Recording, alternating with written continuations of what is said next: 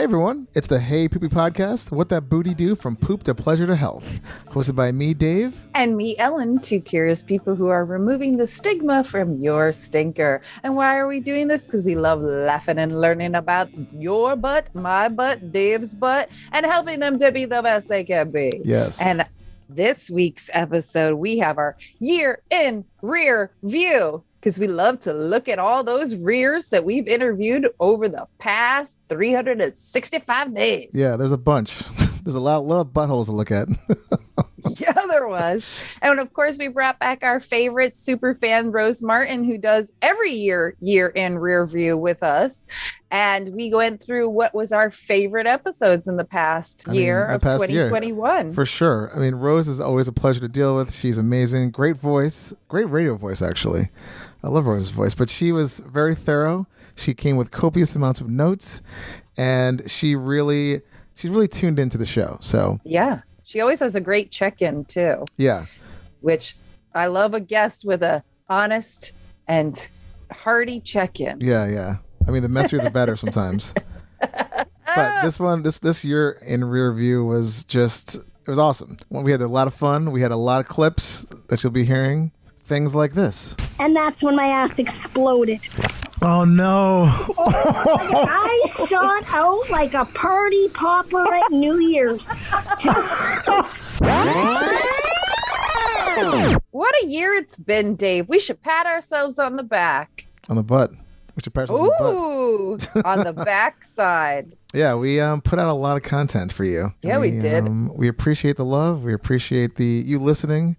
But tell your friends, tell everybody about us, because, we can always use more buttholes out there. We leveled up, and we are leveling up just for you all. Yes. And if you'd like to find more information about this show, you can go to heypoopypodcast.com. You can find out all the information you need to know about Ellen, myself, all the stuff we have available, what's coming up, merchandise. I mean, you name it, it's available at that site. So much good stuff coming up in the 2022 new year. Like Dave did some special stuff for his butthole for our 3-year anniversary. Wait till you guys hear that one. That one's gonna be really fun. That's a interactive deep dive. So there's a lot coming on the horizon. But here's today's episode talking all about what we did this past year. Yes. Hey Poopy, how you doing? Hey Poopy, how you doing? I'm just, trying to find a place with like-minded people to talk about like-minded things about me, about poop and stuff. Hey Poopy, how you doing? Hey Poopy, how you doing? Oh man, what's this right here? Is this a podcast about poop?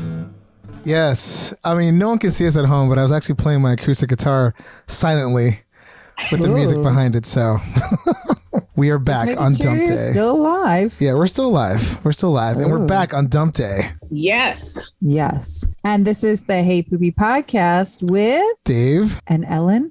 And this is episode 148, but it'll always be number 2 to us, our favorite number. Yes. And we have brought back our favorite mega fan of all time, Rose Martin, to do our year in rear view. Yes. Thank you. Guys. I'm really happy you're here. I love talking to you. You're such one of my favorite people, and I'm so happy you're on the show with us. And thank you again for doing this. Oh, my pleasure. A year in rear view is the best view. True. We might have to cut that out as a sound drop. I do love that though. Yeah.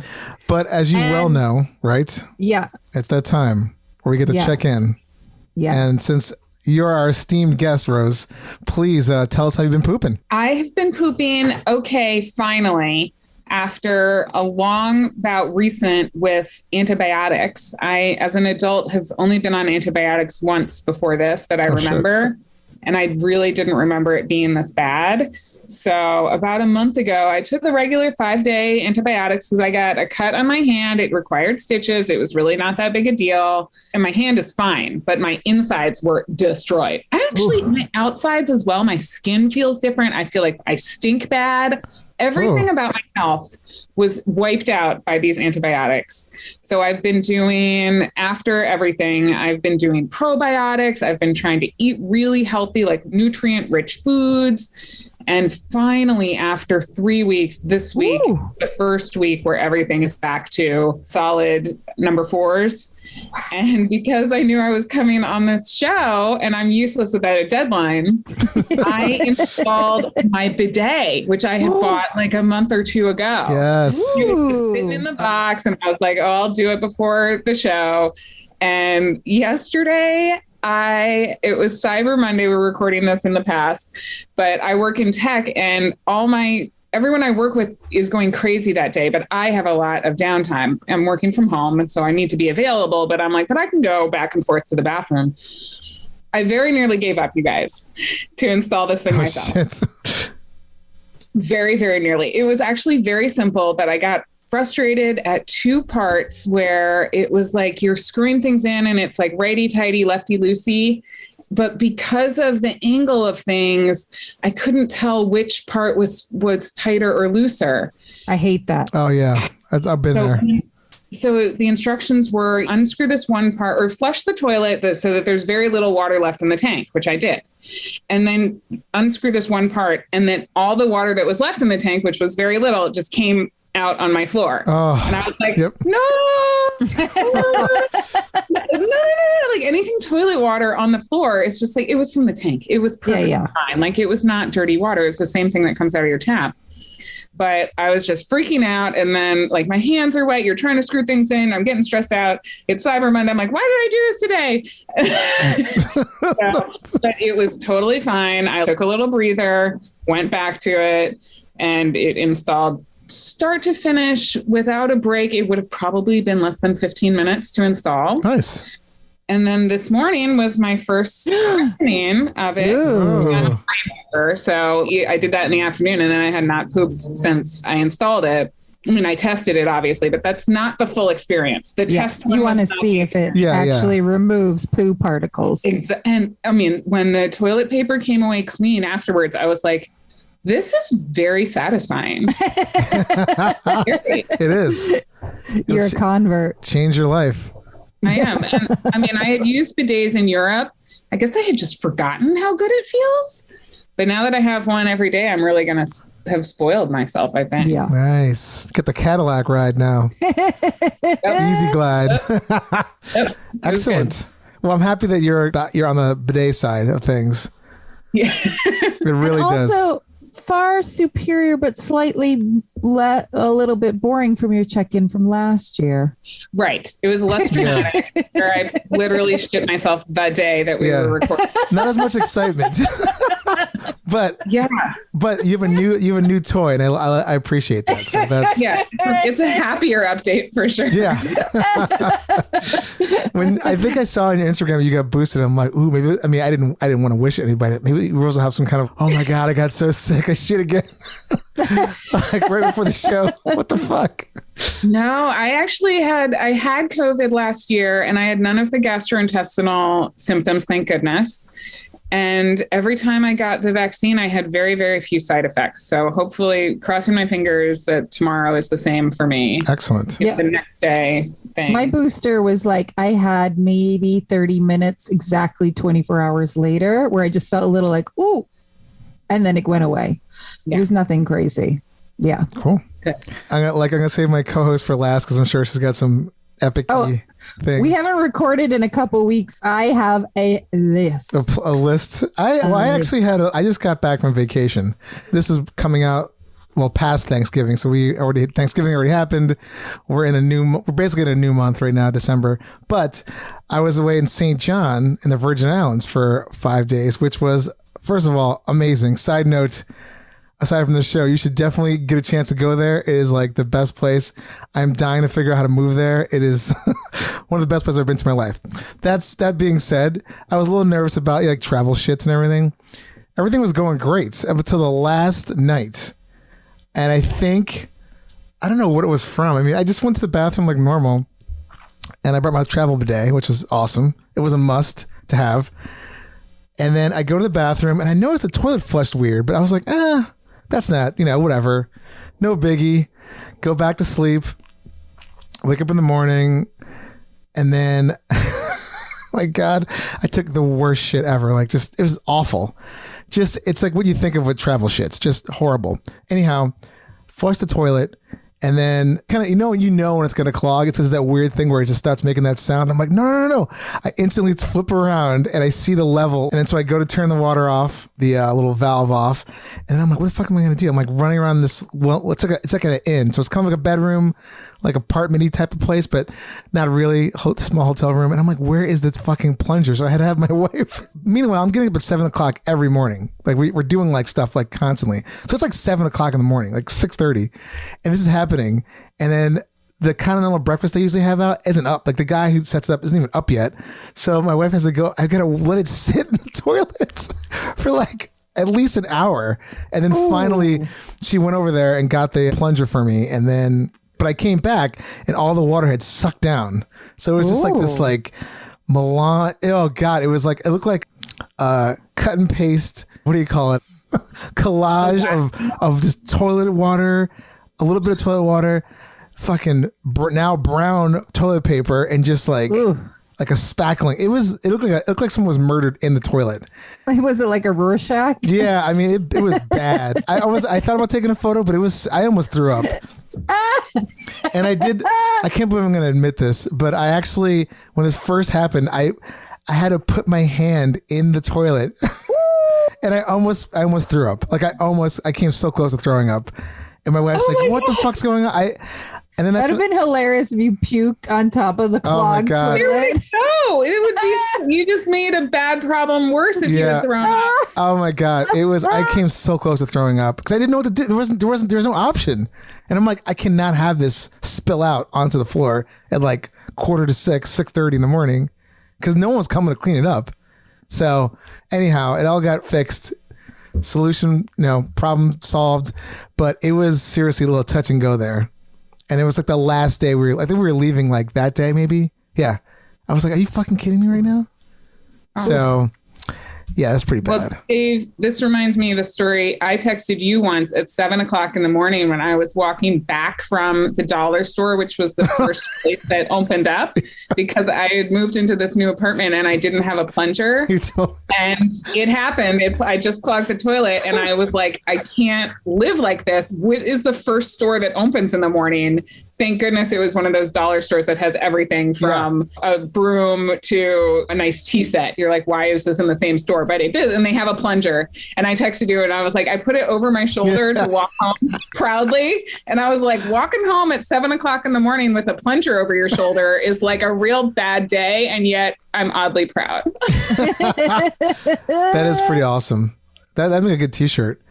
But yeah, there was nothing. I haven't clogged the toilet in a long time, and of course, it happens on vacation. It was horrific. How bad? Do you know like what you ate that failed you? / the last night for some reason what was happening with their toilet? No, I think there was a clog I think something was going on the night before, and like I said, I heard I was like, that didn't seem like it flushed all the way, but the water was down. So I was like, but that sound where it's not that satisfying, like everything's been like sort of relieved, if you will. But yeah, so I just think that it was a combination of that. I had a cheeseburger at this. We were like walking around doing shit all day, and then we finally went to go eat dinner, and like nothing was open at this point. We're like, we're going to this brewery. They have like a St. John like Allen brewery there. Pretty decent food. And I think it was the burger, and the burger was fantastic, but I think it was a mixture of drinking, like I was drinking like these things called painkillers, which is like big all over the Caribbean. It's just a sugar. I don't drink that shit. So, but we were pounding that stuff. So I think it was a mixture of all that. And it just finally unleashed on that 5th day. And the toilet was like, I can't handle this. I think that's very biblical. On the 5th day it unleashed. Yeah. No, it was like the Kraken came out of the cave and just released hell upon that toilet bowl. On the 5th day, God created man. On the 5th day, Dave created a clog. A mess. Yeah. So I just could not even deal with having to like explain that. And also, thanks to my wife for walking back from the main part of the inn with a toilet plunger because I'm like, I'm leaving this here. I'm not going back out there where people like eating breakfast and stuff. They're like, hey, what's up? How you guys doing? Enjoy that snorkeling. So yeah, I clogged the toilet when I was in St. John. Well, yeah, I hear your clog, and I've got you one. Okay, I'm sure you do. I'm sure you do.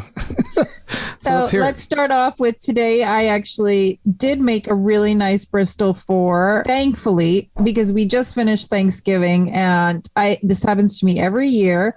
I eat gluten-free stuffing for like 3-4 days in a row, and I'm constipated as fuck, and I don't know why I keep doing it to myself, but it's delicious, so fuck it. So I was pinching literally rabbit pellets for 4 days straight. Bristol 1, could not get anything going. And then finally, because yesterday I did not eat any stuffing, I had a massive Bristol 4 today, like Lincoln logs on top of each other. So that is the good part to my check-in. The bad part to my check-in is I was on this job at the Museum of Sex on their day off. Thankfully, there were no tourists inside. And the people who work there are the most wonderful, accommodating, fantastic people. One of them was this guy named Cletus, who is basically, in so many words, like their maintenance man. Yeah, of course, his name is Cletus. And they were like, he was like the maintenance man. So we kind of had a private 2-stall bathroom near where we were filming. And I went in, made a massive poo as soon as I got there, and it would not flush. Ooh. Wait, before you go on, was it like one of those sort of industrial toilets, like with the no, like a regular one? Oh, okay. Yeah. And it would not flush. And I was like, fuck, thank God there's 2 near where we're filming. So then that way I kept telling everybody on our crew, hey, go to the one on the left. I destroyed the one on the right. Yeah, not functioning. Yeah. And I had my period. So it was like unflushed, massive shit with a lot of period blood on top of it. And I was like, oh my God.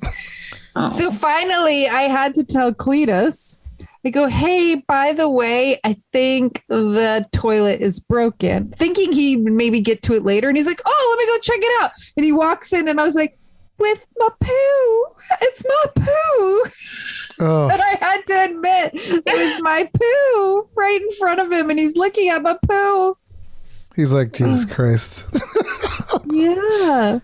And he fixed it and he's a godsend. But yes, I destroyed and produced this whole filming thing with my dear friend Laura. And she sent me this adorable thank you card. And in it, she said, Ellen, seriously, though, you have a sweet ass. And it's the ass that hauls wagons full of gear and breaks museum toilets. Yeah. Nice. Perfect. That's well said.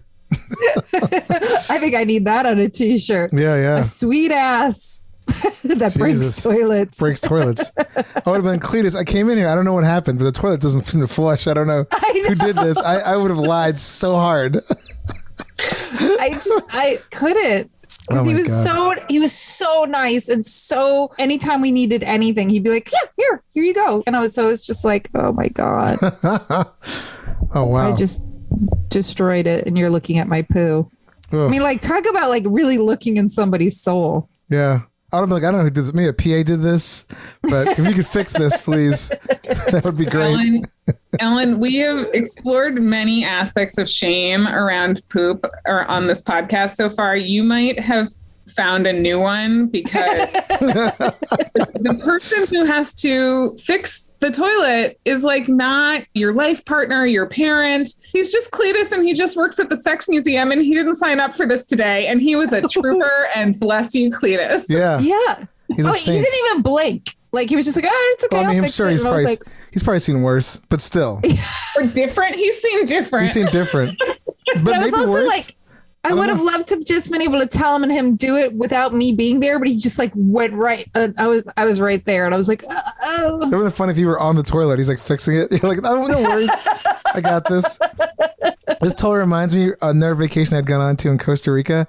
They were like, hey, the guy that rented the house was like, hey, just so you know, like, the plumbing is not like States. It's a little like, it's not so great. So anyhow. It's an island. It's like not an island, but Well, it's just tropical resort. No, it was like at a house. It was at someone's house, but it was it just the plumbing is just like it's just not. It's like PVC. It's like held together with like gum and string, basically. So and duct tape. So of course, there was like 8 of us there, and we're all just like going to the beach every day, just driving around. And one day we were like, "Ooh, we got to call the guy who like tends to the land in the house," and he comes over and he had to fix one of the toilets and. It was like this little sort of a cabin off to the side of the house that we were in. And he was fixing that. And there's some other issue with the kitchen sink, which at one point was just the kitchen sink, the outlet was just coming outside the wall. Like just, Ooh. No, next door, like right in front of like a garden. Like the water was just like, so that's interesting. And then I remember we were driving by, we're leaving the house for the day and we're in this car. We're like my friend honked the horn and like he's just like got these like mucky boots on and he's just cleaning up the toilet stuff and I just felt like the biggest asshole. Oh. I'm like, I'm so sorry. Neat. Bye. But yeah, like, it's no, Rose is right. There's certain levels of shame, but the shame of actually watching somebody else clean up your mess. You're kind of like, ugh, so sorry. But we gotta go, so I'll talk to you later. You got this, right? Oh my god. Well, those are some good check-ins. Yeah. I like those. So let's get into it. Rose is here for the 3rd year in a row for a year-end rear view. And I actually went through some of our episodes from this past year. And I want to just say it was a pretty fucking epic year. Yeah.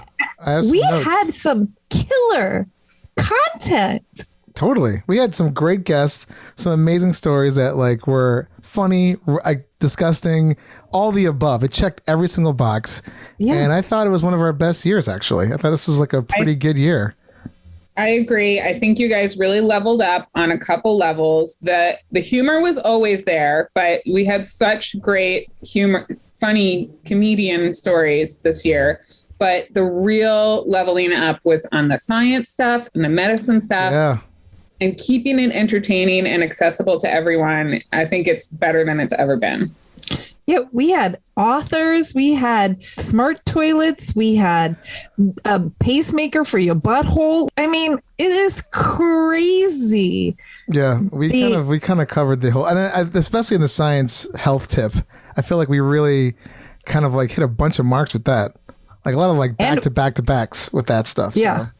I mean, our slogan is what the booty do from poop to pleasure to health. And I think we hit the poop. We've been hitting the poop for 3 years, but pleasure, we got tons of that with a lot of amazing porn stars and dominatrix and sex ed people. But then our health was also amazing. Yeah. I mean, like I said, all the boxes were ticked. Yeah. Yes. But since Rose, you're our guest, I think I have notes. And if we want to jump off from there, I feel like the 3 greatest episodes from this past year were connected. When in 107, early on, Bunny Love is one of the best storytellers that you guys have had on. She is extremely funny. And the whole story about shitting in a bag in the Airbnb with like the Airbnb renter person like prescribing this, like you cannot use the toilet, you must shit in a bag. And so I get up and Bambi says, "Oh, the toilet stuff, I can't use it." And I said, "Well, what do you mean? What are we gonna do?" And she said, "Well, I'm waiting for the lady to get here. She doesn't get here till 9." Like, oh, okay. What did you do? And she's like, "Well, I got a Ziploc bag. I put in the Ziploc bag and then I took it out and I closed it up and everything." And I was like, "Well, do you have another Ziploc bag?" I knew the bag she was referring to. It was one of those gallon size, right? So I'm like, "Do you have another Ziploc bag?" She's like, "No." I'm like, "Well, what am I going to do?" I saw you have a Ziploc bag where you have all those masks in it. Just use that one. I was like, I mean, at that point, I had no choice. We had no other Ziploc bag, no other nothing. So, and all I had was one of those, like, quart size little shit. Ziploc bag. So I was like, okay, how am I gonna do this? But the end of the story is a good ending to the story. So yeah, I was actually able, because with my new pooping skills, have total control, and I was able to fill that little quart-sized bag up just to the brim, leaving me just enough to slide the ziplock across, completely full. Yeah. Oh my God. I was just like, I was walking down the street like flabbergasted. I would have unbelieving. Agreed. I mean, I would have left the worst review. I'm like, are you kidding me? This is the solution? and that was like at the height of COVID, and it was kind of like, what are you going to do? Like, we thought, I mean, COVID is contagious in fecal matter, but it was just like, this is unprecedented, and it was an unprecedented story as well. But that led into the GI mapping stuff. Yes. And that led to 115, Kimberly K, the fecal transplant recipient. Yes. My Ehlers-Danlos syndrome manifested a couple years ago in full-blown intestinal failure. And my God. Ended up in Cleveland Clinic in the critical care unit on intestinal rest, which is where they put a tube in your heart and you eat through your heart. What? Because yes, it's called TPN, total parenteral nutrition. It's a form of nutritional life support. It sucks. Do not recommend. Such a fascinating episode, start to finish. I highly recommend anyone who is interested in this stuff listen to that one. And then when you had the donor on. Oh, Edward. Yes. Edward, the donor in 134. Those three stories together are just like a little, I don't want to say taste because that is definitely the wrong word to drop into this. But seeing it from both sides, how much life-changing stuff goes into. Yeah. I mean, it must have been affecting everyone's life every day for years and years and years. And she almost died, Kimberly K. Like she had a death sentence that was reversed by this. Completely. Yeah. I had her well, she was on my list as far as the whole eating through the heart thing. Oh, God. I mean, that was, and then she played a show with that thing in her heart. I mean, hardcore is not even the word I would actually use. Whatever is beyond hardcore. I mean, she is like a trooper. And that's like one of those episodes that we just thought we were going to talk to a nutritionalist and we didn't realize how it was going to snowball what it did. Yeah. Yeah, that was great. And I love how you linked those three. Because yeah, you're right. It's like Bunny to Kimberly to Edward. Yeah. Those three were so amazing together in terms of what you can learn about the health stuff. It's like a trifecta, the Son, the Father, and the Holy Ghost. That we should remix those episodes and edit them all together. That would be a fun thing to do. Yeah, So or even in the something. show notes, if you can link to the next one. I don't know if you can do that, but yes. Yeah. And then the other sciencey ones that I really loved were the Gowanus Canal lady, Chelsea Ward. That was Chelsea Wald was she wrote the book, but the canal was Amy Motzney or Motzney. Yes. Yes. That was fascinating because I love New York City stuff. I love New York City history stuff. And so much of that is about our old infrastructure, which we need to revamp. Yep. It was amazing. And the smart toilet. I love the idea of a smart toilet, you guys, where you can diagnose things with image scan from your toilet. Why not? And especially in retirement homes or hospitals where this is like, why not? It should be in like everyone's house or apartment. I mean, it really does. It's just so simple. Yeah. And the fact that we don't have that is a crime. I also heard Howard Stern, like right after that, talk about, he was like, I heard about this smart toilet and I want one. And I was like, we had that guy on. Yeah. Yeah. It's like magical. And like the fact that like, I can't wait till Vic Kaship was the name of the CEO and founder of Trulu. That was the name of the toilet. But I mean, I can't wait till he sort of announces the new things he wants to do with like the actual bathroom. So that's what I'm really excited about. But yes, at some point I want that toilet in my apartment for sure. And I was thinking, I don't know if either of you have driven some of these new cars that have sensors when somebody's in your blind spot.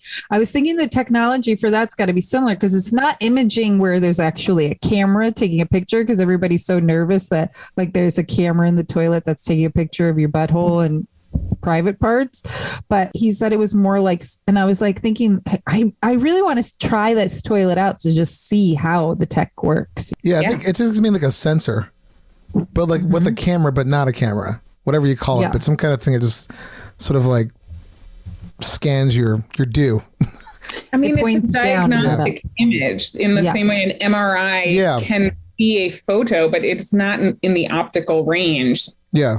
It's very clinical, very medical. I don't think it's, I think people have to get over the stigma of like, it's not someone with a camera sitting like in a room somewhere monitoring everybody's shits. Oh, there goes Jim again. And then if we want to go a little bit chronologically, I hope that you guys drop in some audio clips here, because in the very first one of the new year, that was Matt Roper, the great Wilfredo. That was when Dave stole the show with his story that he had forgotten about shitting his pants while camping. I had a serious like moment of, oh my God, I completely forgot about that moment. My wife brought up camping in Montauk with us like a couple weeks ago, but I can't leave by myself because she wants me to walk her to the bathroom. So I wait. So as I'm waiting, I shit my pants. I mean, like I'm like, hey, real quick, I really got to go. And as I'm saying that, it just all like came out. I mean, there was like no control. There was no like, I was holding a little bit and all of a sudden just like totally freaked, just completely expelled into my shorts at like 2 a.m. And I just, because I have the image in my mind, it's so funny with the headlamp, hiking boots, and how you had this podcast for a full year and you forgot about it. 2 years. 2 years. My wife reminded me at a barbecue, and I was like, oh my God. That was my takeaway. I was like, you forgot. She didn't forget. Your wife remembered every little thing. It was hilarious. I mean, I'm not blaming her, but she was the impetus that started that whole thing, because I had to go walk her to the bathroom. Right. And she was taking too long. And it came out so fast. Like I've never like it wasn't even like, oh, I'm going to go to the bathroom. It was like, oh my God, I thought I could take a shit. And I was like, wham. I'm like, all right, there we go. Yeah. You forgot. She did not forget. No. I just love that. Very well. I do point fingers that she did forget. She's been on the show and she never brought it up. So, I mean, you can't remember every single thing. You forgot about your that little cup thing, whatever. I can't remember that little hat thing you had to take a shit in. That doctor. Okay, but that is because I drowned it out of my memory because it was so gross. Yeah. Okay. Shitting your pants is something that everybody remembers, unless I guess you really drowned it out of your memory. I mean, I don't see why that's. Ellen loves shaming people. When it's her, it's like, oh, it's because of this. It makes it interesting for the show. Yes. Yeah. But yeah, I mean, I forgot, but I could have been like, I'm not talking about that, but I did.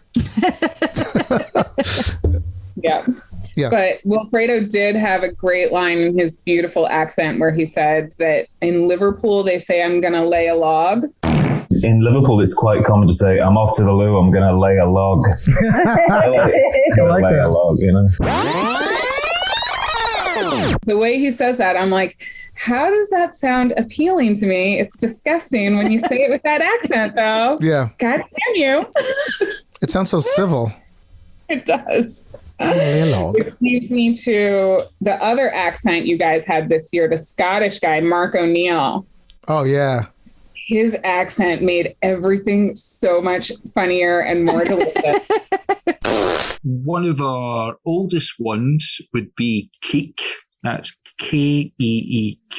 That's Kilo, Echo, Echo, Kilo. Keek. That's a very Scottish one. Tolly, Olly.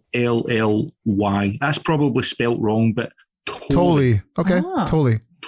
But if you had to ask anybody, even Gerald Butler, his favourite word for shite is Jobby. Jobby. A Jobby. So that's, yep.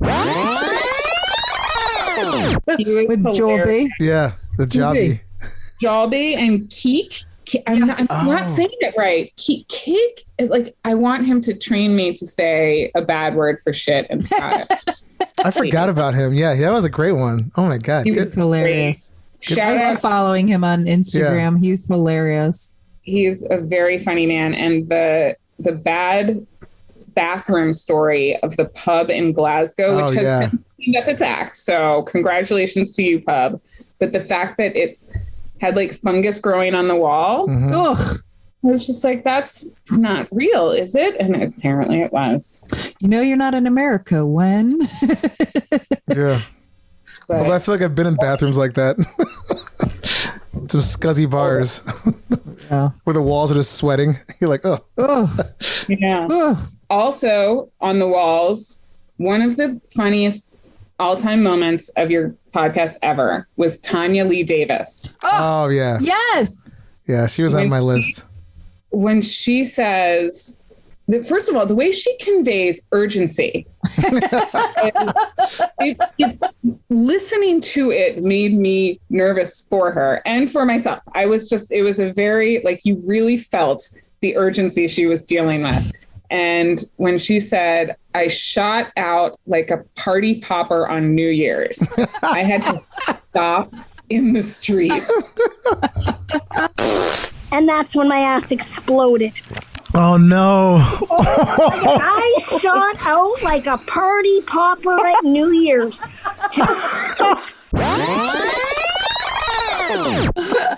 It's so funny. She was great. And shout out to Matt Fraser for even bringing her up. He's the one that kind of like sparked that one.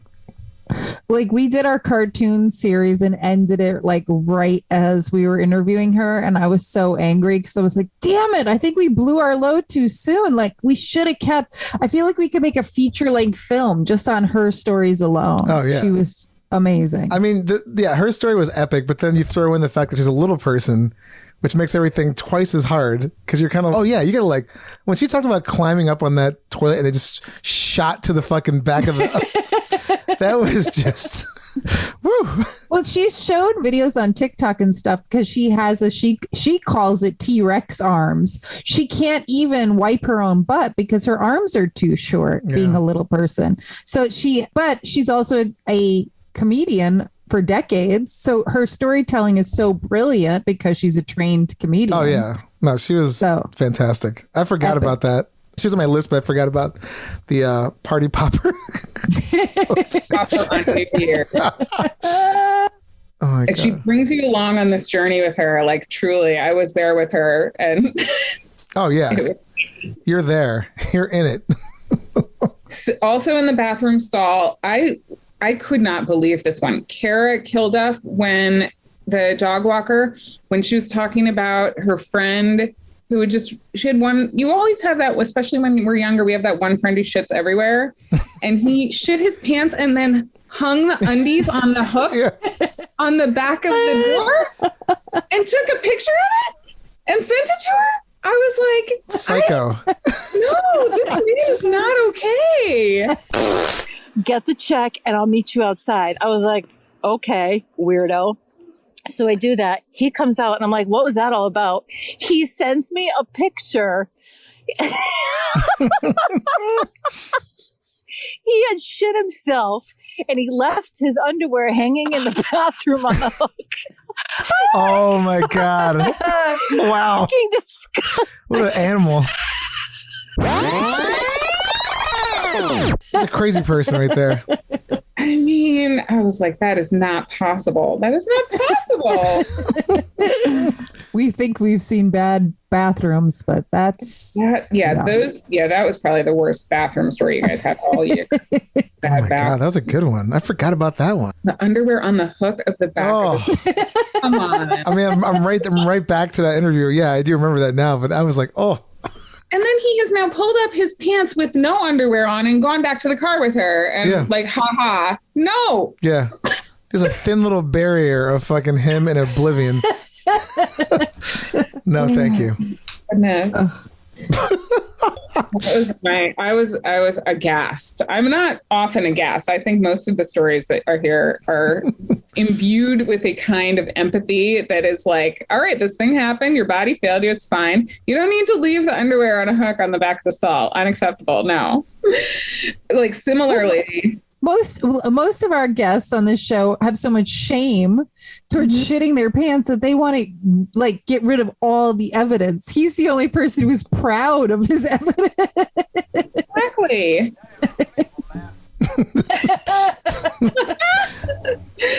Oh my God. The very next episode, or very shortly after that one, was Hugo the Aerialist. Oh, yeah. Hugo. He was adorable. The hotel story. Oh.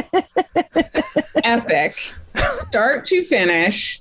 Ellen called it, where he started out that he's in the lobby and it's this wonderful hotel and everything floor to ceiling is white, white, white. And Ellen called it. She was like, we know where this story is headed. Oh, 100%. I feel like it's not good. No bueno. And then he opens the sheet, and that's when it was a lake of caca. Oh!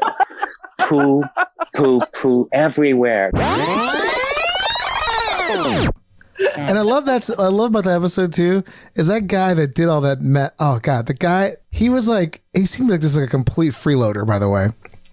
But it's that giant mess, they're cleaning stuff up, and then when Hugo told him that whole just kind of joking around with him like in the streets the day after, and that guy was offended by that joke. You know, he keeps apologizing, and then we get to the red light and I turn around and I said, listen, let's just not talk about this. Shit happened. and then I burst laughing because best time to say that. Yeah. But he didn't think it was funny, and I've never seen him again. I'm like, that offends you? But like you're gonna get like your panties in a bunch about that, but not the fact that there's like a giant mess in that pristine white bed. Couldn't figure that out. I think that there was probably some projection going on. Yes, I'd agree. To reject this person who has, because of my own shame, because it did not make sense. And the story, start to finish, legend. Hugo, legend. Yeah. And he also brought a floor and a pants story in that episode. And I hung out with Evil Hate Monkey recently, and Monkey was like, I know Hugo from performing. And he goes, I always thought that he was like a little bit more concerned about the way he looks and stuff. He goes, he brought it. He had no shame on telling all the stories. Well, he was also drinking a bunch of wine too. So true. I think that lubricated the floodgates a little bit. And also legendary Cardone, also no shame. Like, he has the correct attitude about all bodily functions, for sure. Yeah. He is a very funny man and has the right attitude towards farts and shits. The airplane story was told with such finesse. And the fucking toilet's filled all the way to the brim with shit. Oh, done. Again, if I would have had a camera, there's a photo. It's like hard to believe. Nobody goes that much. There's so much shit. All of that cement in the toilet, the spackle goes and just sucks the middle. Like a little like suction part of the middle goes, and all around the whole top of the toilet is solid shit.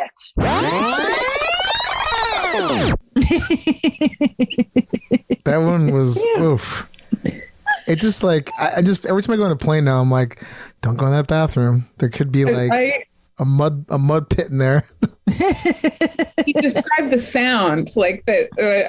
I feel like I could hear it, even though we didn't have a sound clip of it. But he described it so well that. Yeah, that was a good one. He did have a good. He's a good storyteller. Oh my God, I love that one. That was 122 was Cardone. That was beautiful. Frida Wales. Yes. I hope we have some clips of those stories because there was some real. It was right after Halloween and I was eating a Tootsie Roll and I didn't even have a loose tooth at all. And all of a sudden I just and my molar just ripped out and and swallowed it. And I was like, oh my God, my tooth is gone. And I just swallowed it. Like it was just gone.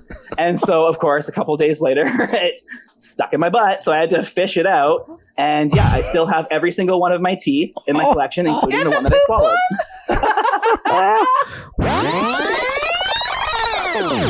I have a request. I don't know if you guys take requests, but Ellen, you mentioned it in the episode and I want follow up on that Tim Hortons viral story. Yes. Oh, yeah.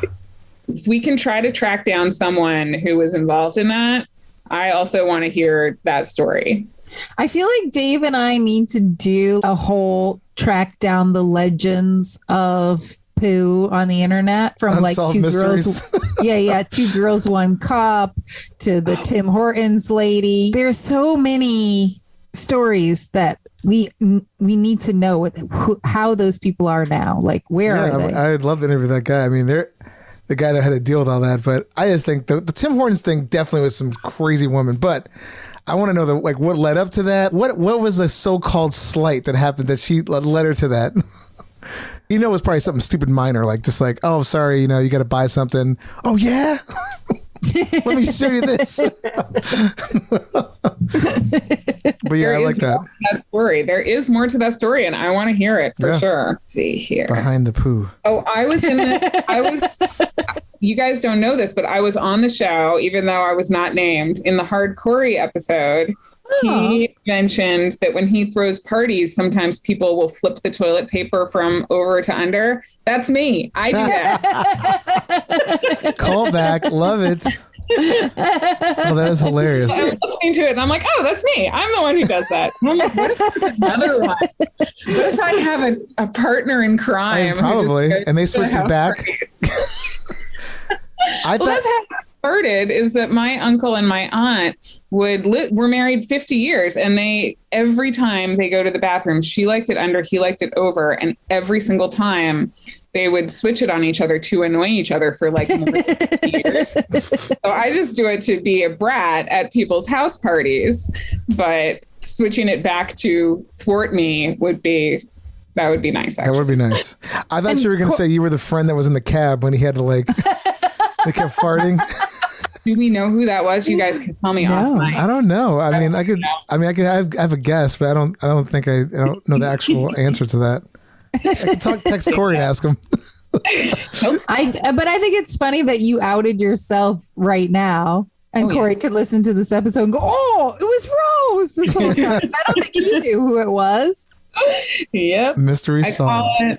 I call it chaotic evil. Chaotic evil of over under, right? There's neutral good, there's lawful good. I'm the chaotic evil of toilet paper. But do you guys know that it's probably on TikTok too, but the Instagram unnecessary inventions? I think I've seen something like that on Instagram or something similar anyway. Yeah, I'll send you both when we're done recording. But he invented a thing where you could turn the toilet paper over or under, so people's preferences. And I was like, that might not be an unnecessary invention. That might be very necessary for some people. Oh my God, that's hilarious. Oh, and he reminded me of another shit story I have, which that went in his early warning system stories, that he would have this pain and then he would be like, I have a limited amount of time to get to a toilet. I remember once it was New York, it was New Year's Eve. I was going with my sister to some party, and I honestly was like not feeling it. And the party location was changed at the last minute. So we had to get out of the subway, and we're like trying to find out, what are we going to do? Are we even going to go to this thing? And I look over across the subway at my sister.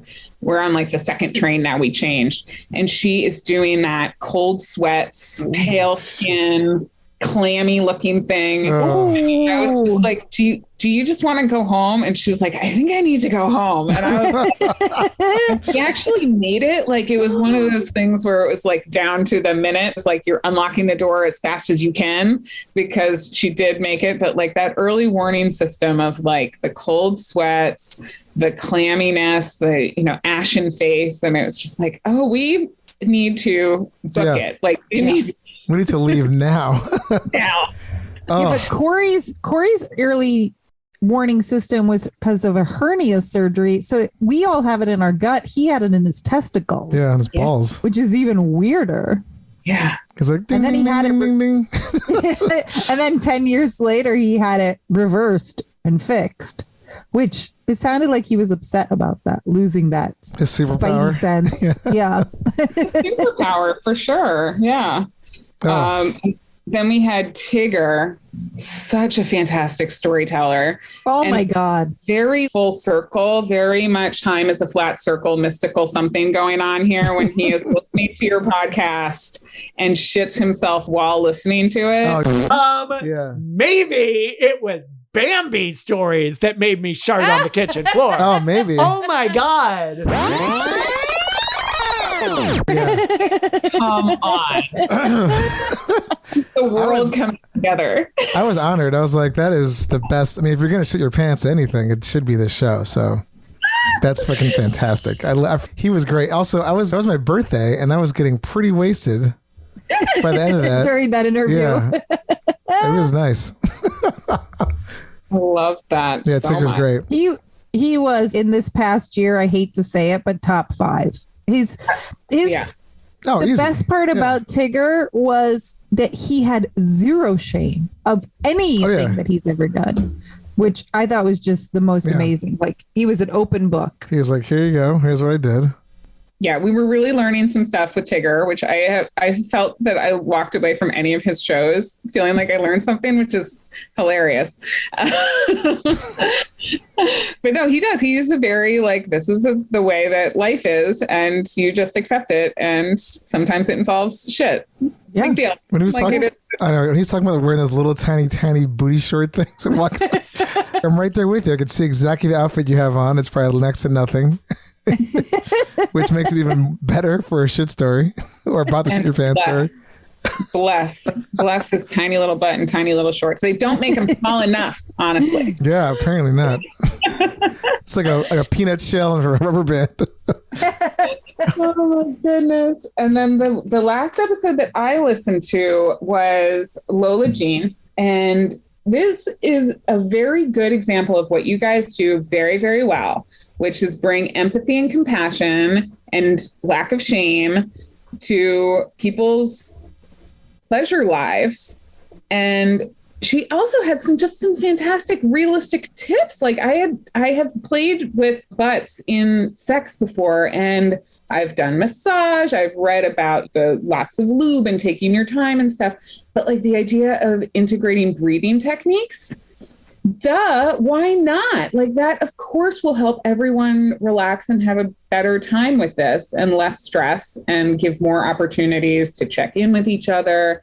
And that was such a good episode. And the fact that she also got in there that she shit in a bag while in a video therapy session with her therapist.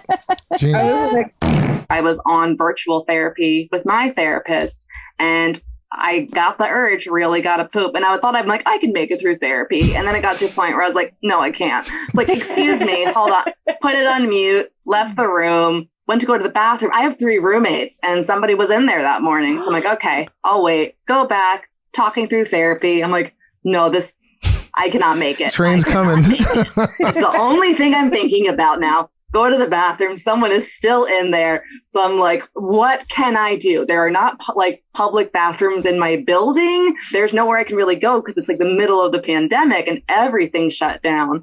So I find a Trader Joe's bag. And while my therapist is muted, but on the screen on my bed over somewhere else in the room, and I shit in this bag in front of my 2 foster kittens. And it's like, I'm so sorry. And I finish that, and then I go back and I finish therapy. This person is bringing it start to finish. Yeah, she was great. She gave us great sex tips and then ended it with poop stories. It was education, entertainment. Yeah. I love that episode, truly. But she also, the one thing that I also loved about her that I've never heard it say so well is that how sex isn't physical. It starts in the mind. And so for people to first think about being turned on by trying something new is the most important. She's like, introduce it so they get to sexualize it. Yeah. First. And if you take away the pressure of just, this is a thing, don't take it as a directive, don't take it as an ultimatum, anything like that. Let it stew in your little brain, see what happens. And when you remove shame and pressure from people, that's how brains work, Exactly. It's amazing. Yeah, she was great. Yeah. To add on to your list, I mean, I'm sure Ellen's got some episodes as well, but I wanted to talk about Taylor Allen, who had probably one of the, if not one of the best, or not best, but best shit stories. I mean, he could have died, basically. I was working on a sewage pipe in a building, and I had to remove like a sleeve from the pipe that holds these two pipes together. I was kneeling down. The guy that was across from me was like, there's a lot of pressure in this pipe. We were in the basement of this building. So all the shit and pee and everything is coming down. I moved it just a tad and I saw a little trickle come out. But before I could even do anything, the pipe separated like a mouth opening. Oh, no. And all of it. In your face. Not only did it go in my face, but my first reaction was like, so I inhaled like as much as you can inhale, I guess, of just shit and piss. And so this is a senior center for the township. So this is all geriatric elderly people. We had a backup in the sewer and we found like a massive amount of condoms and the old people were fucking. I'm certain that I ingested old people cum. Oh my God. At the same time. I mean, he was just covered in shit, like in old people shit. And I love what I love about that story too is like he talks about like just touching the pipe or like looking at it, like, oh, okay. And like we've all been there where you kind of like just for like a split second you're like, okay, I think I got this, and all of a sudden like without even thinking, it just like this thing explodes. And that was so awful. I sent Taylor a video of these people helping a constipated elephant, and they're like pulling the plug out of the elephant's ass, and then it just explodes shit all over them. And I sent it to him, and I goes, "This reminds me of your story." And he goes, "Thanks for thinking of me. I'm always traumatized." Yeah. Thanks for bringing it back. People, well, the reason I really sent it to him is because those people only had parkas on, and I was like, "Don't you need a little more than that to be dealing with elephant shit?" Like they just got rained on. Yeah, he got rained on. Yep. And just that whole story with oh my God, condoms and just old people cum. That was like that's a more recent episode, but that one was home run. I also loved I like that very much. And it reminds me of another request I have to get a sewer worker on this show. Yeah. Yes. Someone who the closest we had was John from Ohio Sewer System, but he's totally office person. I would love to interview one of his workers, but I have that on my list because John. Yeah, he was on my list too. Yeah, I was telling some friends of mine recently who live in New Orleans about him. And I was like, there was an alligator in the sewers. And they were like, we're from New Orleans. That happens. And I go, no, this is in Ohio. From a couple of years back, one of our sewer maintenance crews actually rescued live alligator from a creek in Cleveland, right outside of one of our pump stations. Wait, back up.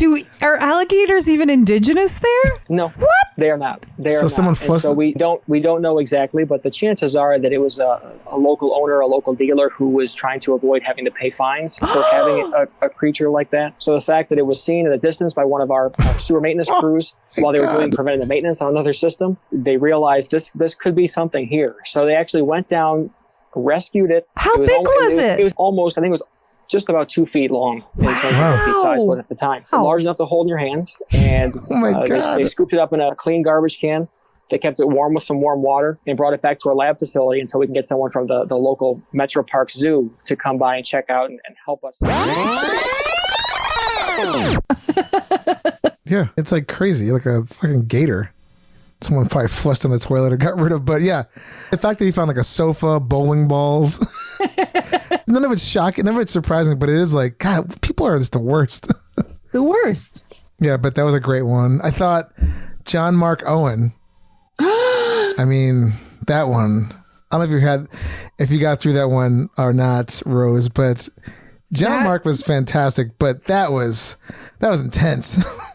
That, guys, I will say that was the only episode so far that I paused and I haven't gotten back to. I was walking somewhere and I remember thinking that I was just like,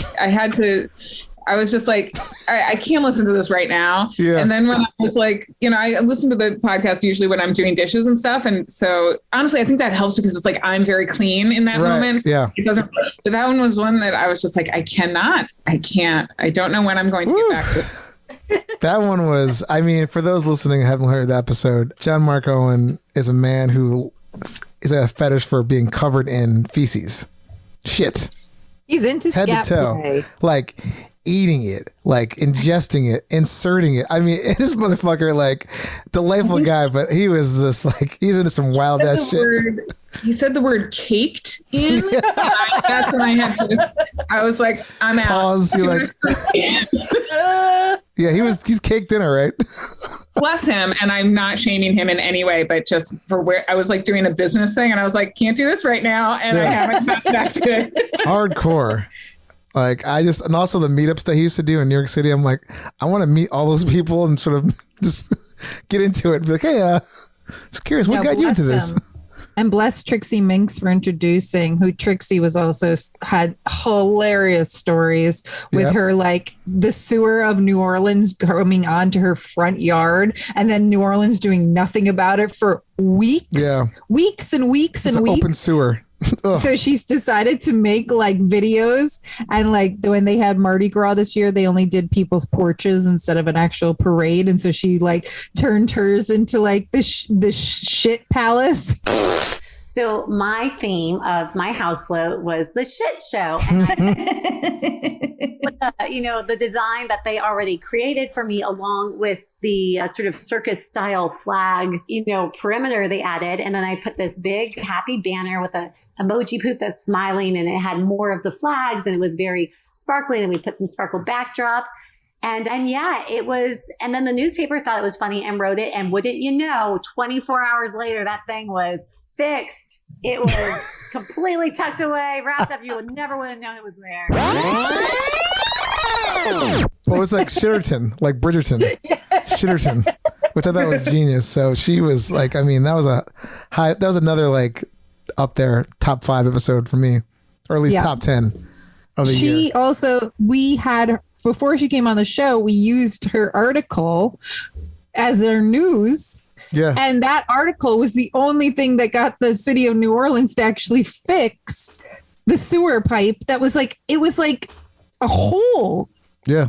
In her yard. And like I love when they came like take a look at the pipe first. They just like left all this shit like just basically put like a string that says like do not enter or something around it. Like just and then never also came back. The height of COVID around Christmas, I think this happened. It's like, oh my God. Yeah. She was a trooper. But yeah, that was a fantastic story. And I love how she just made a whole hilarious bit out of it, which is kind of genius. So that was another great one. I mean, talk about lemonade out of lemon. Oh, yeah. Big time. And she was so cute about it. She was like, fuck it. This is disgusting. Yeah. I mean, I love it. She didn't give in to that would have been depressed beyond belief, but she just like, fuck it. I'm going to laugh about this. Another person I thought was hilarious and just amazing was Sally Bowens. Animal Facts. She was just so fucking funny, and just her whole demeanor is just made me so happy to have her on the show. But she was great. She had she had their outdoor shitting story. The plastic bag was involved, I believe. And I had to shit so bad, and there was no stopping it. So I had to go in my backyard in the rain. In the rain, and I brought some Walmart sacks because I live in a duplex, and I was like, I mean, I went on our side of the yard, but I was like, watch the rain wash it over to my neighbor's side. They see So yeah, she was fantastic. Another funny person. She's totally on my list too, because we have gotten some like quasi celebrity types on this show, but she was like the one celebrity that I was so excited to meet. And maybe she's a bigger celebrity in our eyes than the whole world's, but I think she's she was great. She was fantastic. Very funny. She had brought up a question I have, which is another, I guess, assignment for you guys, because so I got into cat rescue during the pandemic. So I have 1 million cats around here, and I was looking into flushable litter. And as we have learned on the show, things that say flushable on them are not necessarily flushable. So I would like a ruling. I haven't switched to flushable litter yet, but I would like a ruling on if that is a real thing or not, or if it's like baby wipes and you should not ever flush them. From what John from the Ohio sewer system, he said nothing. Except there's the rule of 5 when it comes to things you can flush. pee, poo, vomit, blood, toilet paper, and nothing else. And so I'll ask him, like, maybe I could email him, because he always has on Twitter, he has like, today I'm going to answer, can I flush it questions? And pretty much every answer he says no. Yeah. It seems like a little bit too good to be true when I'm emptying these litter boxes. I'm like, wouldn't it be great if I could just dump this right in the toilet? This building is also very old, so I don't think even if it was a maybe that I would risk it. But the animal poop stories this year were actually pretty strong. There are some good ones. Yeah. Oh, real quick, another fave of mine was Foxy Bella Freak. Was she this year? Was she this year? Yeah, she was. Yeah, on my list. Yes. Yeah, she was. I mean, the boyfriend, the ex-boyfriend, her mom found the book. But it's a Japanese book, and it was just folks pooping and different kinds of poop. My mother saw the book. She came to visit, and I guess mom's snooping around. She's always snooping, and she happened to snoop and found this book, and she said, "What is this? What is this?" I love that. Was like that. That's like a TV show right there, or like a scene in a movie. What is this? But she was one of our guests that came on after doing a night of 100 buttholes. So yeah, she was great. Yeah, that was another one of my top, like in the top 10, 5, whatever you want to call it, fave moments. She was so good, so funny. So funny. The way she did her mother's voice, and the fact that she has a good relationship with her mother too. And I was just, what is your life? I love you. I know. She's amazing. And this their whole like thing with toilets now. It was fantastic. She was great. But she's one of 2 of our guests who cannot sit down on the toilet this past year. Her and Anthony, they have had some kind of trauma in their childhood where they physically cannot sit down on a toilet seat. Yeah, didn't Foxy? She's gonna layer it. She's gonna put something on it or something, or there was some. Yeah, she had to like really like take her time with it, which would never work for me. I feel like there's a lot of times I'm like, I don't have time for that. I just gotta go, especially at home. But yeah, she was fantastic. I thought she was hilarious. Rose, do you have other people on your list? I have 2 people on my list that have not been talked about yet. You mentioned the Sewer Gators, which I loved. That was so shocking. Like you talk about a year where things only happen in movies. And then when he said that, I was like, no, that doesn't happen for real. That's in a movie. That's like an urban legend kind of thing that came true. I really like the composting toilet guy too. Oh, he was good. Yeah. Fabulous. Yeah. But that's the end of my list. Oh, Dave. Oh, one person. I mean, I thought it was a great episode, but it's hard with all those other contenders we mentioned previously. Carrie Spranzy. Oh yeah. Yeah, she was great. She said her attitude was just so amazing, and she told some great stories. I mean, her whole just bout with cancer and almost dying, but I thought she was wonderful, and I would easily have her on the show again. She was fantastic. We should do a follow-up with her because I think she had more to bring to us. Yeah. But we found her through the Colorectal Cancer Alliance, and which we are aligning ourselves with because that's our number. We have 2 biggest enemies on the show: constipation and colorectal cancer. Yeah. Or explosive diarrhea. I mean, anything. No, explosive diarrhea is our friend, especially when it's in your pants. Constipation is just, we don't have a show with that. I guess thinking for me, I don't want explosive diarrhea. Yeah, but if we got rid of explosive diarrhea, we'd have no guests. That's my enemy. So, Ellen, who are your other people we've mentioned?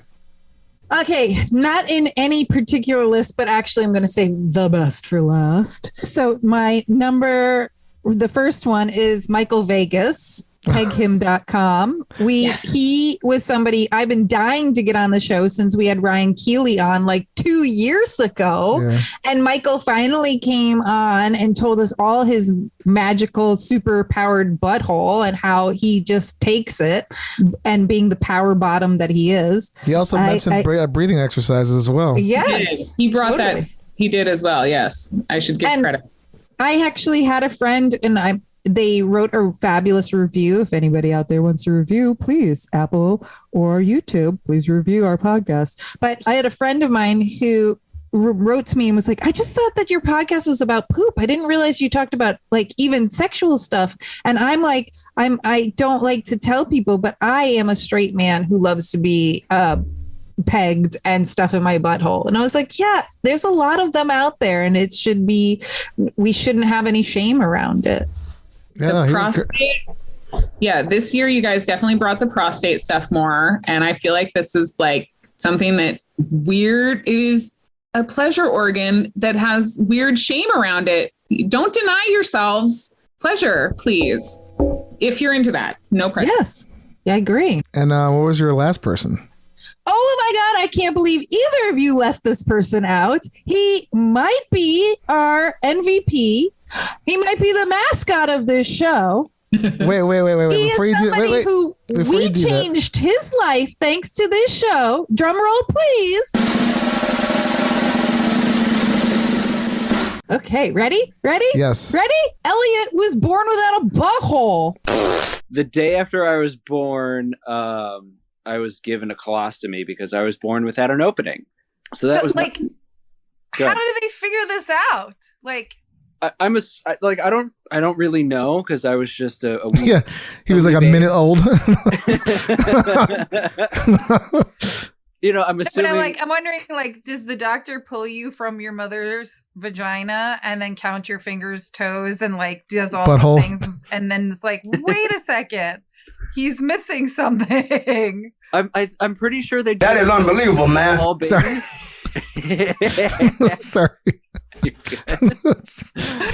I'm pretty sure that's like standard procedure of like, okay, let's make sure the kid's breathing and they have all orifices needed, and they're like, oh shit, we're down one. Yeah. He is literally, when I pitch the show to any potential new audience members, any new person who's never heard of the show, I tell them our slogan. And then I say, we interviewed a guy who was born without a butthole. And literally everybody stops in their tracks and can't believe that's real. And because of our show, we introduced Elliot to Dr. Carmen Fong, who I absolutely adore so much. And she even came on, I think, a couple more times. She came on like 3 times. Yeah, but I think her first time she came on was last year, and then she came on a couple. Yeah, that's what total. She's been on the show a lot. But we introduced Elliot to her, and I think she helped him with his like belly button port to help him shit.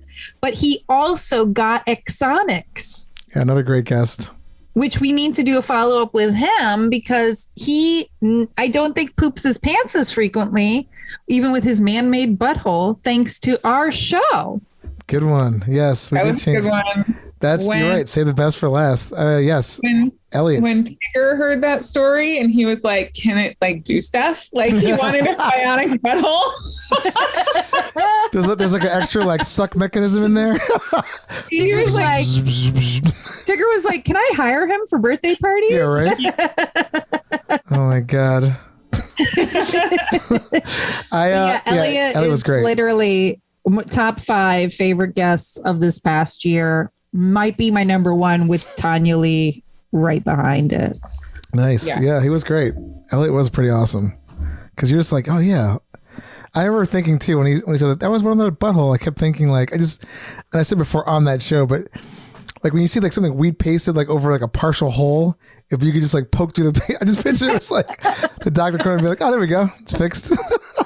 But also the fact that he's bisexual, or I would even say he dates anything, and was so open about being a bottom, but then also like so open about the fact that he just turds fall out of him constantly and how he shakes it off into the subway platform. It's pretty amazing too. It didn't have like tight, not skin tight jeans on. I'm like, dude, that would have got stuck like in my like calf leg area or like in the thigh area. Going up the escalator and think I have to fart was wrong, but like, fuck. You know, and like it's just a turd. Like it's a formed, decently hard turd. So it's not. Wow, that's shocking. Usually I feel it's just like liquid ass coming out. Yeah, I'm always curious. I'm like, how am I going to deal with this? I don't want to. I'm going to be late for work. The bathrooms are going to take forever. I'm just going to shake it out. So I get up to the R-Train platform and I go to the complete opposite end of the platform where there is no one there. Kind of duck behind one of the support barrier thingies, whatever the fuck you want to call it. And I stick my hand down my pants, not my underwear. I'm not touching shit. But like I pull the leg of my underwear out and like kind of shimmy a little bit so the turd gets through. This is... But I love how when we asked him, we were like, so do you have any poop your pants stories? It's like, do I? I have so many, you don't have enough time for me. I was thinking about him when he talked about how the shit just fell out like out of his pant leg like that.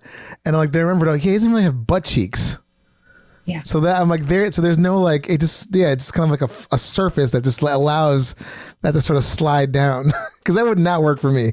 It would get stuck. First of all, I don't know how he's shooting this a log. I feel like you sit your pants, it's just like liquid ass.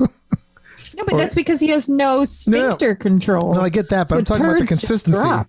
Like I'm talking about the shitting your pants. Like for me, it's never like a log. It's just like a giant mushy mess. So in that sense, it's kind of incredible that a log is sliding out clean. But like, I think I would hire him with Tigger for a birthday party just to see his bionic butthole. Like, because he described it as it doesn't look like a balloon knot; it looks just like a slit. And I'm like, I'm so curious. Yeah, I mean, I'm sure we could probably get like a private show. I had questions about him with the prostate because we know that the exit wasn't there, but is all the internal stuff where it's supposed to be, and can it be stimulated? Is he? Yeah, that's what he said. Yeah, I mean, he's into it. So to have a very satisfying sex life. So I would be interested to hear But more. he did say, like, you know, guys would be like, or people would be like, I want to eat your ass. I was like, go for it. I can't really feel it. But like inside like, though, yeah. Yeah.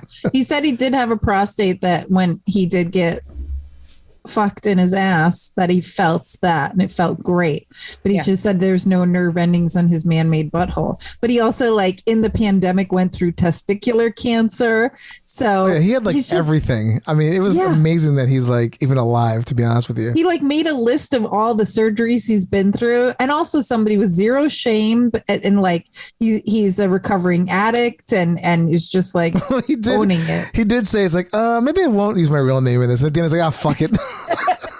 So he changed his mind back towards the end. But yeah, he was a great. I mean, the butthole thing, yes, but I forgot about all the other medical issues he had before that too.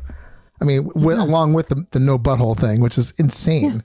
Yeah. Yes. So, yeah, he had a stacked deck against him, unfortunately, when he was a little kid. But he's thriving now. Yeah. So yeah, it's a follow up. Woo! Well, I mean, that was an amazing recap right there. Year in rear There's view. so many moments. Again, Rose, you are amazing. I'm so happy we have you on the show. Every year we do this. You are our conscience, our reminder, if you will, of things that sometimes we miss. Yeah, no, you guys are amazing. I love everything you're doing. I think that you guys have really leveled up this year, especially with the infrastructure stuff. I do feel like it was the mini episode like for Father's Day last year. You guys were like, dads like to read about infrastructure. And I was like, that's true. Like dads like to read about sewers in World War II. What's that about? Yeah, wars, battles. Is everyone from like the scat players to like your dad reading about the sewer system of London. Pretty much. Well done. We're dialed in. And also, when we bring Rose back next year, it would suck if she goes, well, this year you leveled down. Yeah, just don't say it. Yeah, if we don't hear a level up or anything, we get it. It's okay. You know. We got to find some good content for 2022. Yeah, we got to do it. Plus, it's so many deuces in a row. Yeah, a lot of deuces. Chopping deuces. Are we doing shitty choices or news? I mean, we could. It's 6:12. We could do a shitty choice. It's the year in rear view. I will say that this is one of the leveling ups. The adding of the shitty choices is an excellent addition. Well done. Thanks. All right. Yeah, we had a hard time because you remember it used to be shitty choices. I mean, sorry. Let's get shitty. Let's get shitty. Let's get shitty. Yeah. But well, like, that was I think this is better because it's more like you're forced to pick an answer as opposed to like a free for all. Like, what's on my mind? It's kind of like, Well, Let's Get Shitty got really redundant in the pandemic. Well, the pandemic, yeah, that was usually what everybody was talking about. It's a guaranteed downer, whereas shitty choices, most of them are hilarious. I love when we do the poll on Instagram. Everybody's like, why? Why would you? Neither of these are a good idea. Yeah, which is the whole point. These are not good choices. Like, there's nothing about these. So, okay, we'll play a little shitty choice. Okay, here we go. Let's see. Shitty choices. So, this one is, I mean, you're going to know the answer to this one. It's a ridiculous one, but your first choice is bathe in shit, full bathtub full of shit, all consistencies. Or you can blow Donald Trump on pay-per-view TV. Oh my God. I just got really sick to my stomach. I mean, I did too. Yeah, I mean, a real head scratcher. I mean, look, I didn't get into the payment issues with the pay-per-view thing, but there'll be some form of payment. Let's just call it $1 million. No, sorry. Let's call it $10 million. $10 million plus a cut of the pay-per-view subscriptions. So it's silently alone. No one sees you in the bathtub full of shit for presumably a very short amount of time, enough that you are nearly submerged to count as bathing. Yes, I'm talking like I mean, again, like, but no one has to know, really. No one has to know, but it's you and $10 million, and you blow Donald Trump on television. I actually thought you said Live. Donald Trump Jr., which might actually be worse somehow. I'm not sure how. Those are Donald Trump. The Donald live on. I'm talking like full. They got like all the graphic packages like loaded up before his commentary. There's like it's very a stadium. Black Mirror. It's like a boxing match. Yeah, you guys seen the first episode of Black Mirror? It's very much this. It is. But worse. I and really bathing in the shit. The bathing in the shit. I'm talking like, well, you know, like I don't take baths, but like, yeah, the time you take a bath, like you're luxuriating, but just in shit. In bathing and shit, you have to be naked. Oh yes, completely. No clothes, like as if you're taking a bath, but instead of water, it's just a tub full I of just don't want shit. poo in my vagina. Yeah, this is not a good choice. These are shitty choices. I fully believe earlier in the show when we were talking about like that you just forget really traumatic things. I think that I could bathe in shit and honestly erase it from my mind. If I blew Donald Trump on television, I could never forget it. No, people would always remind you. That's forever, like in the world. That's just, they're going to wind up launching that into space for aliens for future. Yeah. I'm really struggling though. I think I could bathe in a tub and forget of shit and cake myself in it. I can't believe myself. And then imagine, okay, but you're also forgetting like there's also the cleanup after. I mean, it's like, you know, it's a tub full of shit. So whose poop is this in the tub? I don't know. It's just shit. Who magically got there? It just magically got there. But is it my poop? It's your poop. It's everybody's poop. It's hundreds of people's poop. Yeah, it's just like, I mean, a bathtub full of shit. Yeah, it's not going to be yours. No, if it was just mine, it does switch up. I mean, this world I'm creating doesn't exist, but let's just say, yeah, I mean, whatever. It's just shit that just magically appeared in your tub. You got to take a bath in it. Minimum 20 minutes. Oy. Oh, 20 minutes. I don't know. I thought it was like maybe, 5-6 minutes. I'm talking like a regular bath. Ugh. Well, also the Donald Trump thing is appealing because I give terrible blowjobs. I don't think it matters if you're good or bad. I mean, that's a horrific choice. Because that's a bad one. I mean, for $10 million, you'd be like, whatever. If it was anybody but him, you'd be like, okay, fuck it. I mean, whatever. But it's him. It's him, and it's on television. Everyone would know forever. And we're talking replays. It's gonna happen. They're gonna bring that shit up on like weird like year end like this year end shows. That time that person blew. Yeah. Forever. I can't decide. Well done. Shitty Choices wins again. I thought this one would be an easy one. I thought this was like a throwaway one, to be honest with you. Really? Yeah, I did. I'm curious to what your answer is, Dave. I'm going to go with bathe and shit. I mean, Wow. I mean, look, as the late, great Robert Schimmel said, when making a joke about blowing Mike Tyson in front of his parents for $30 million. He's like, how bad could his dick taste for that much money? He's like, you buy $1 million worth of mouthwash, you're good. But so that's why I would assume Mike Tyson. I'd blow Mike Tyson any day. But Donald Trump, it's just like everything is attached to that guy forever. It's just like he's like the most evil, like he's stupid, he's evil. I mean, it's like name it. He is that thing that you don't like, that you hate, and it lives on forever. I feel like the Mike Tyson thing I can get away. I mean, like, I feel like you blew Donald Trump on TV. You couldn't go anywhere no matter how much money you got. Like, they're like, oh, it's the guy that blew Donald Trump on TV. Yeah. And everyone saw it. It's not even they read about it like Stormy Daniels. Yeah. You know? And I'm talking like I'm the most remote places in the world where you think like you can just go hide. No, but also Stormy only fucked him. She didn't put that in her mouth, you know? Like, she made that work for herself. Yeah. Yeah. And he can't, I'm sorry, he's not packing any kind of heat. So that's like, you got to work to get that thing hard. And then like, you know, there's this, yeah. I'm going to go with bathing in shit just because, you know, no one knows. I mean, it's disgusting. I'll probably throw up and be a little traumatized for a week or so, but, you know, I can let that go. The I Donald do Trump think I thing. would forget it. I think my brain would erase it. So I'm with you in the tub, I think. Yeah. I mean, I don't want it, but, you know, it's, you know, sometimes money's not worth it. Well, that's why I was surprised. I'm most definitely bathing in the tub. I'm not happy about it. But Dave, I feel like, yeah, I feel like in the past, when it comes to money, you've said yes, like your threshold was only like a couple million. When it's now 10 million, I was like, ooh, this opens up. It was 2 million when we were going to take a shit butt to butt or something like that, right? That was one of the things no, we were going to do. decided 3 million. 3 million, yeah. Because we are going to get, I don't know if you heard that, Rose, but Dave and I debated how much it was worth it if we shit butt to butt in a fish tank with like the high end quality slow motion cameras. Yeah.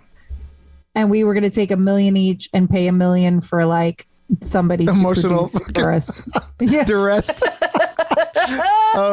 But I mean, I would do that. But this is totally out of the bounds of like, I loathe that person and what he stands for so much.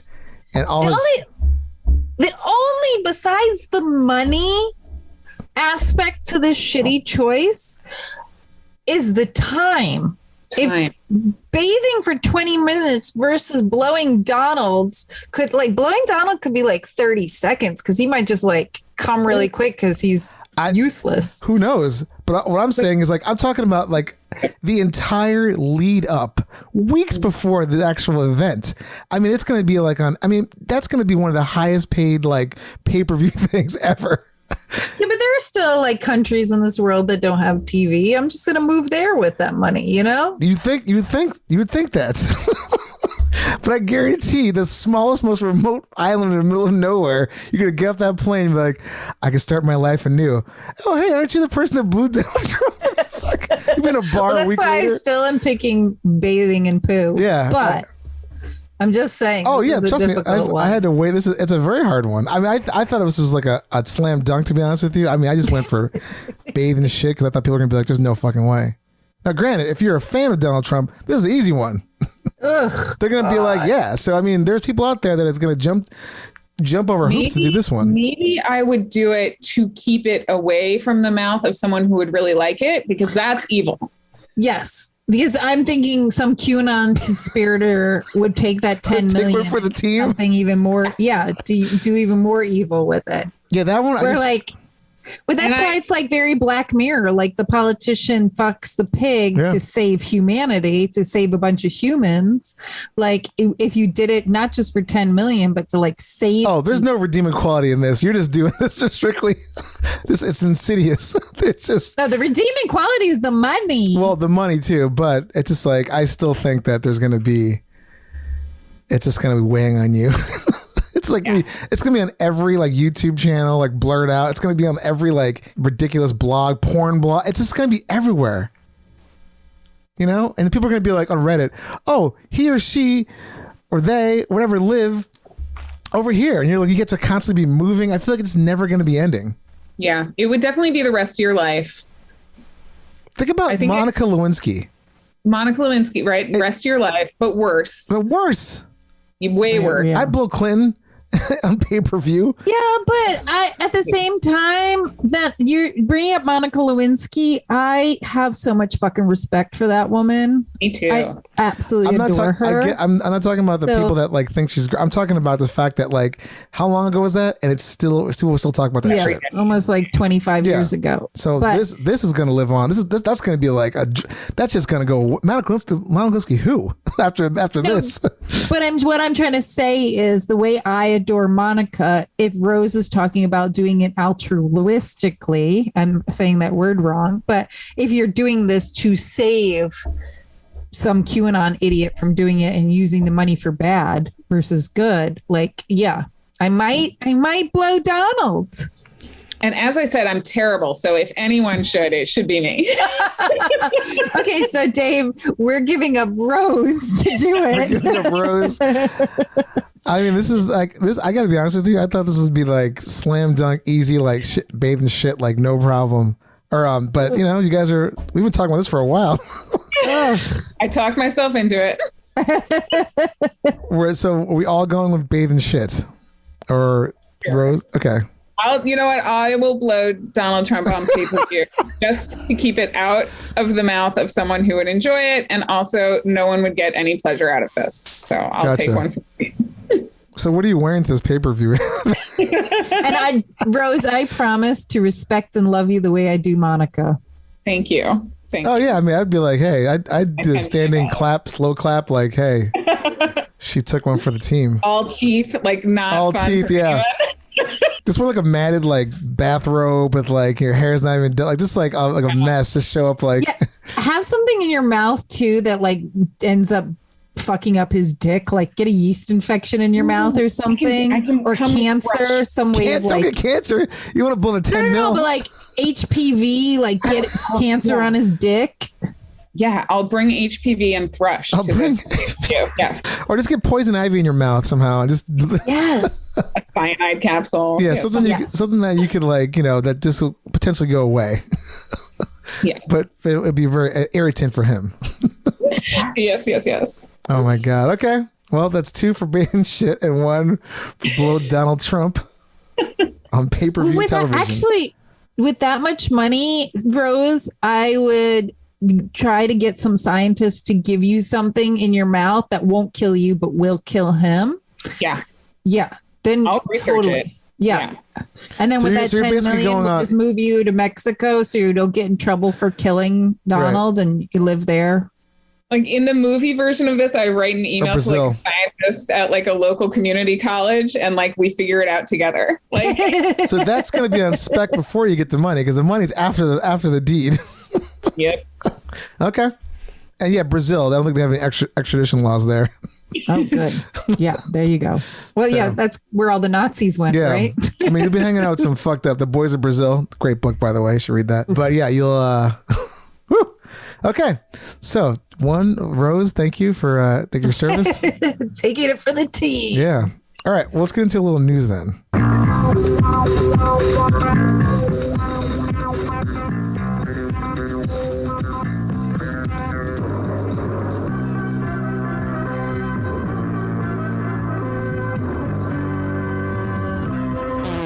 This news article is from The Insider. And since in New York, we just had the New York City Marathon, the 50th annual. Wow. I forgot who sent this to me. Maybe Ellen sent this to me, or one of my running friends might have sent this to me. But this woman named Tamara Torlaxon, she was running a marathon in California, Ojai, California, near the coastal city of Ventura, west of Los Angeles. And about 13 miles in, she shit her pants. But instead of going to the bathroom, she just pants that motherfucker in her shorts, and she ran. She actually was like she did a personal best at whatever crazy pace she was running at when soiled shorts for 13 miles. So basically, like at a half marathon, she shit her pants and she had another half marathon to run. I was so impressed with the story. I read it and I remember thinking what a hero she was. And then all I could think about was the chafing. Yeah. Yes. Oh, her ass must have been toe up. But she definitely said she hit the medical tent for baby wipes and cleaned up in a porta potty. That's like even worse. Like after all that, I still got to go into a porta potty. I would have been like, I'm cleaning my ass at the medical tent. Sorry, guys. I just ran 13.1 miles. I ran a full marathon, half of which was in shitty pants. So yeah, she gave me a tummy ache. Like, yeah. Ugh. I mean, she was just talking about like how she was like feeling it. She's like, I didn't want to stop. And she was like a new mom. Like she just had her first child. Oh my Lord. And this was like shortly after that. So she's like, she had some new mom energy. And she had some new mom shits. So yeah. I do think this was an example of like mind over body because she made a calculation in one of the interviews. She said like, she was like, well, I'm like currently on track to beat my personal record. And if I stop, I can stop now if I really want to. And I just am not going to power through. And like the mind can overcome anything. I got to tell you, if that was me, I think the race would have been over. And that would have just fucked me up so hard. I'm like, I can't keep going with this. I would be out. I would be tapped out. I fold. I'm like, done. I don't have another 13 miles in me. I mean, it's already hard enough to run a marathon, but in shitty shorts. No. Oh God. Yeah. So and she seemed to have an excellent attitude about it. Things happen. I didn't want to stop, and I chose this, and I chose the results. Yeah. And I really liked her attitude about it. I wish they would have talked about the consistency because she did have running shorts on, which has the netting, the underwear built in. Now, if that was me, I'm just gonna say after 13 miles, crossing the finish line, that shit would have been leaking out of that like netting area. So maybe it wasn't that bad, but it just sounds like a nightmare. Also, where was the husband or partner? Sorry, I don't know what her deal is, but I would have been like, stat, I need a towel. I need something because I'm not going home. I'm not going to wash these out. These are going in the garbage. Yeah. Didn't we learn that from one of the runners that we had on that like they always have their partner with a little extra underwears and stuff just in case? Mm-hmm. Yeah. So, but I never think to do that. Which I should start because that I just did a turkey trot long ago, and like at one point I felt like, maybe like halfway through I'm like, oh my God, I feel like I gotta take a shit. Yeah, and we had to like especially kind of like Thanksgiving food. Oh yeah, this is the day of Thanksgiving, so luckily I didn't eat anything yet, but still, it's just like the back of your mind, like I feel a little twinge there, but now it's just like I just gotta run fast to finish this.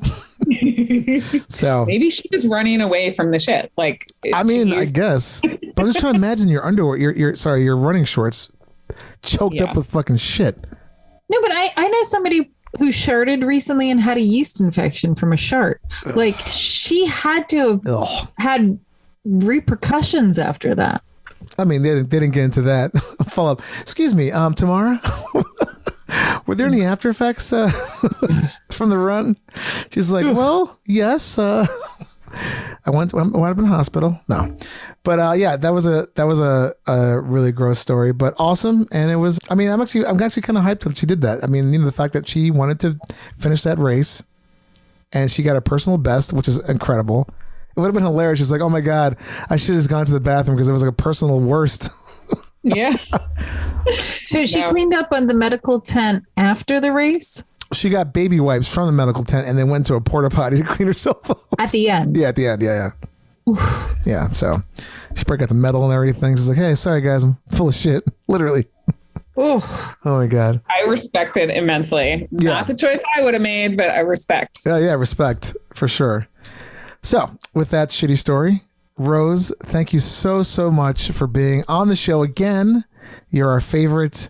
And as always, you bring an in-depth look at our show, which is so fantastic. A fun accounting, I guess, of the past year. So thank you. Year in rear view. My pleasure. Wonderful year in rear view, and to many more. Cheers. Cheers. And thanks to you out there for listening and laughing and learning with us, everything but. And happy pooping But before I say the last line, I also want to say happy nude rear to all of you out there. We'll see much more of you in 2022. Please send us any suggestions, stories, all the rest of it. And enjoy your butthole. Yes. For more info, go to heypoopypodcast.com or email us at heypoopypodcast@gmail.com. You can send in show ideas, guest requests. Check us out on Twitter at heypoopy, Instagram at heypoopypodcast, TikTok, Hey Poopy Podcast, and our awesome new Facebook fan page. Go check it out at Hey Poopy Podcast. We're also on Discord at Hey Poopy Dumps, or you can contact us at our new awesome hotline, 203-998-5579. Hey Poopy Podcast is brought to you by Perfect 4 Entertainment. Produced by Dave and Ellen. Edited by Dave. Executive producers Stormy Leather. Theme song by Jordan Perlson. Hey Poopy!